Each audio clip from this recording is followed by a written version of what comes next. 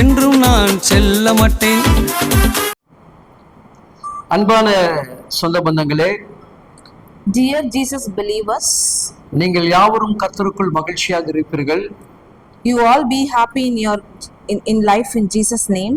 உங்கள் சிறுமைகள் எல்லாம் மாறுகிற நேரம், In your lows, the God will give you the big miracles in your life. உங்களுடைய ஏழ்மை கோலத்தெல்லாம் மாற்றப் போகிறார். He will give the good things in your life. உங்கள் வறுமைகள் எல்லாம் மாறப் போகிறது. Your poor will become the biggest in your life. உங்களுடைய பாவ வாழ்க்கையை கர்த்தர் பரிசுத்தமாக்கப்பட போகிறார். In your sin life, He will give the. இன்னைக்கு நிறைய பேருடைய வாழ்க்கையில் இருக்கக்கூடிய நுகங்கள் அழிக்கப்பட போகிறது. In everyone's life will become very big. Bible நமக்கு இவ்விதமாக சொல்லுகிறது. ஏசாயா 29 அதிகாரம் 19வது வேத வசனத்தை வாசித்து கேட்போம். Isaiah 29:19 says, சிறுமையானவர்கள் கர்த்தருக்குள் மிகவும் மகிழ்ந்து, மனுஷரில் எளிமையானவர்கள் இஸ்ரவேல் பரிசுத்தருக்குள் களி கூறுவார்கள்.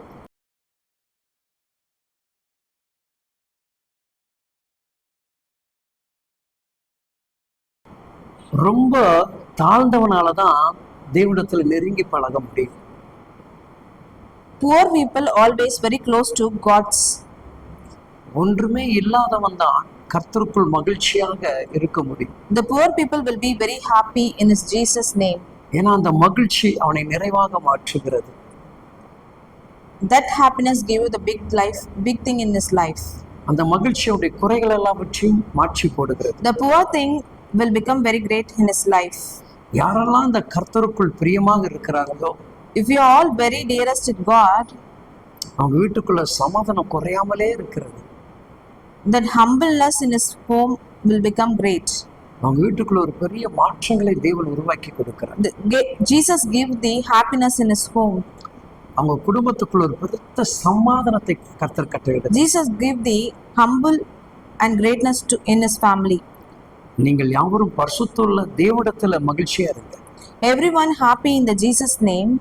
உங்க சூழ்நிலை கண்டு பயப்படவே பயப்படாதீங்க. Don't fear at your look at in your situation. நாளை காரியத்தை குறித்து சிந்திக்காதீங்க. Don't feel for tomorrow. எப்படி வாழ போகிறோம் என்று கவலையே படாதீங்க. Don't think about the tomorrow's life. உங்களை வாழ வைக்கிற தெய்வத்திடத்தில் மகிழ்ச்சியா இருங்க. He gives the loves and be happy in his name. இந்த இயேசு கிறிஸ்துவில் யாரெல்லாம் மகிழ்ச்சியாக இருந்தார்களோ, in Jesus everyone in happy, அநேகருடைய வாழ்வு ஆசீர்வதிக்கப்பட்டது. in everyone's life Jesus giving his blessing. இன்னைக்கும் தேவன் உன் சிறுமைகளை மாற்றுவார். Jesus will change your poor to the happiness. உன் நெருக்கத்தை மாற்றுவார். He changes your situation. உன் கண்ணீரை மாற்றுவார். He changes his cryings. எல்லாமே மாறி போக போகிறது. Everything will be changing. தேவன் வந்து உன் குடும்பத்தை He ஆசீர்வதிப்பார். come and bless your family. Amen. Amen.